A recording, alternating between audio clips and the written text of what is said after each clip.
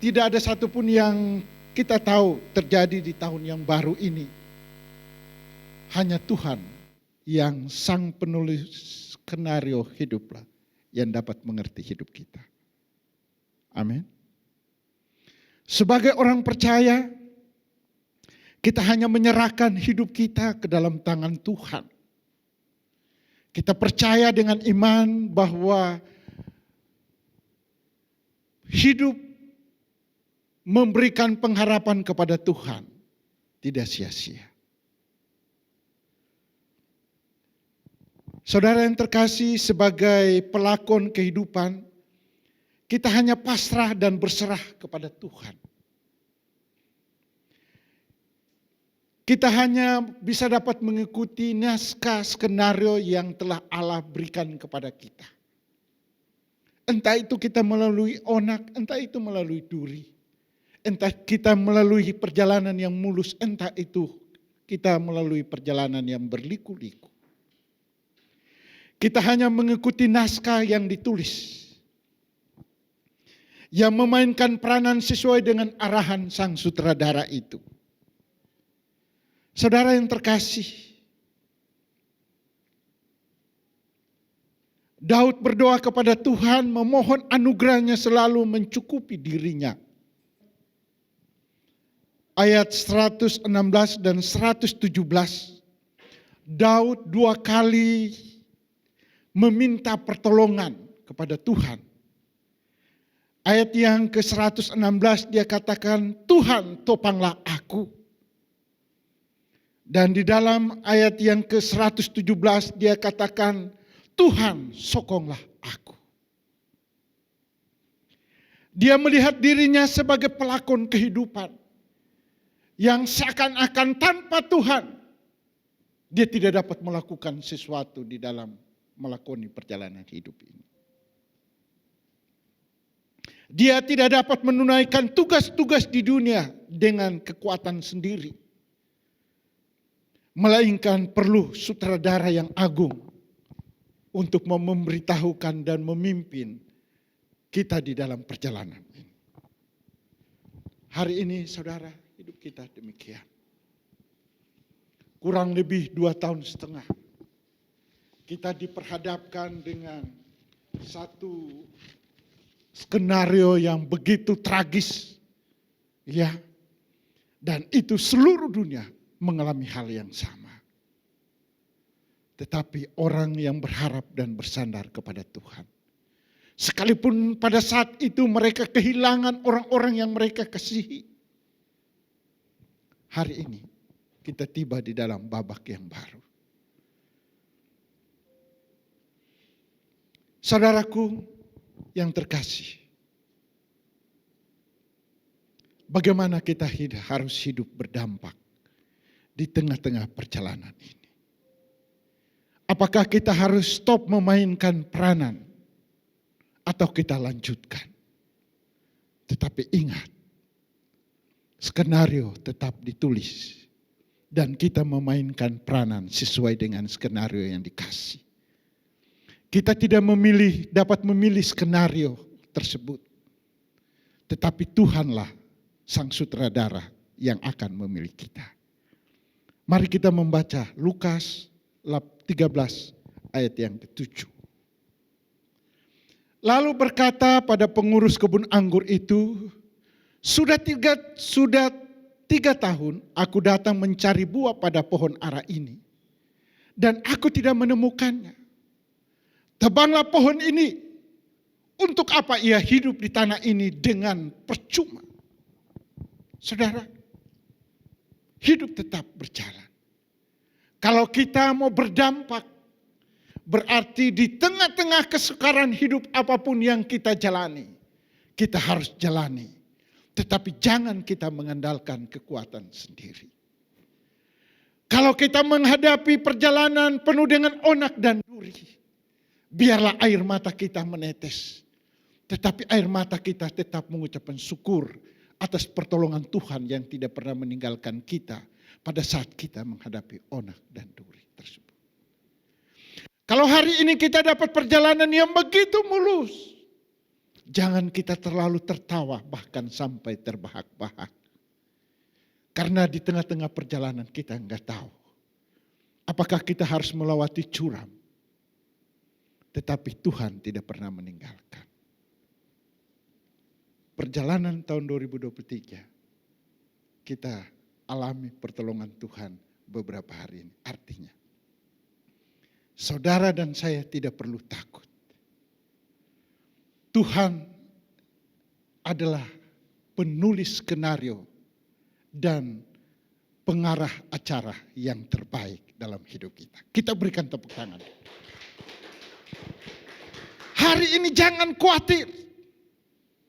Kalau Tuhan menolong saya, Tuhan juga sanggup menolong Bapak Ibu Saudara sekalian. Makna apa yang kita ambil di tengah-tengah kesusahan itu?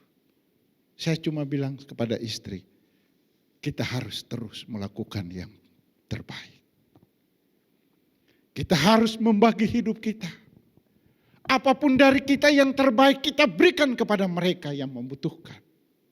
Tuhan tidak pernah berhutang kepada orang yang sungguh-sungguh menaruh harap dan berkorban untuk satu kebenaran. Amin. Tuhan tidak pernah berhutang. Daud berdoa, Daud meminta pertolongan, tolonglah aku, sokonglah aku. Tetapi di sini yang Yesus inginkan bahwa seorang petani yang telah menanam pohon ara, dia telah menjenguk sudah 3 tahun. Tetapi 3 tahun itu tidak pernah memberikan hasil. Artinya apa? Kalau Tuhan mengizinkan saudara hidup ada sebagaimana ada, kita harus memberikan hasil minimal 1 yang terbaik untuk kemuliaan nama Tuhan. Itu minimalnya. Yaitu bahwa banyak orang hidup di dalam keagamaan yang fanatik, tetapi tidak pernah menghasilkan sesuatu yang baik. Ya. Dia ngomong tentang Tuhan, dia memproklamirkan bahwa Tuhan itu juru selamat. Dia memproklamirkan demikian. Tetapi aksinya enggak ada.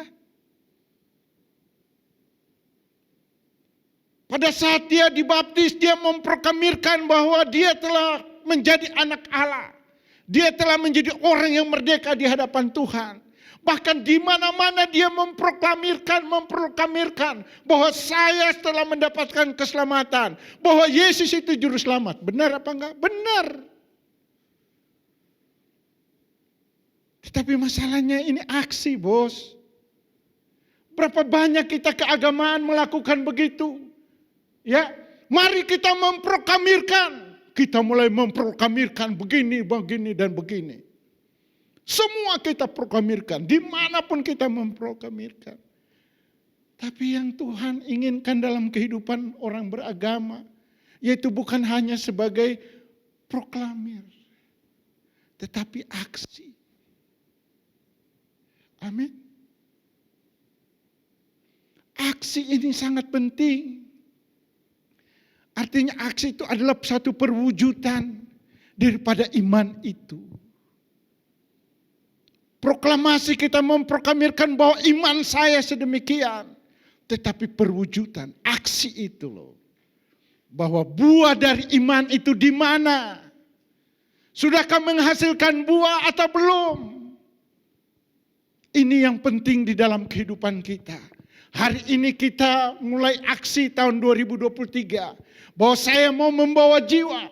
Itulah kunci orang percaya kepada Tuhan. Hari ini kalau kita bertahun-tahun, kalau kita tidak pernah membawa satu jiwa untuk mengenal Tuhan, bertobat. Amin. Namanya apa? Kristen. Padahal Kristen pohon ara. Ya. Tetapi hari ini Tuhan mau mengingatkan kita. Kalau kita menjadi Kristen pohon ara, Tuhan akan tebang kita. Dan kita harus berkata seperti Paulus. Adapun hidupku ini bukan lagi aku, tapi Kristus yang hidup. Ada berapa banyak orang Kristen membatasi bahwa Yesus mati untuk orang Kristen saja. Itu orang Kristen sesat. Yesus mati untuk semua. Siapa yang harus aksi memberikan dampak kepada orang-orang yang belum mengenal atau sudah mengenal tapi pura-pura tahu, tidak tahu. Hari ini kita harus sebagai satu tanggung jawab, kita harus melakukan ini. Kita lihat yang pertama, karena aksi menunjukkan perubahan karakter kita. Kedua, karena aksi menghasilkan kegerakan yang positif. Itu orang-orang aksi loh. Amin. Orang lihat, waduh, di tengah-tengah orang melakukan hal yang negatif, dia tetap melakukan hal yang negatif, positif.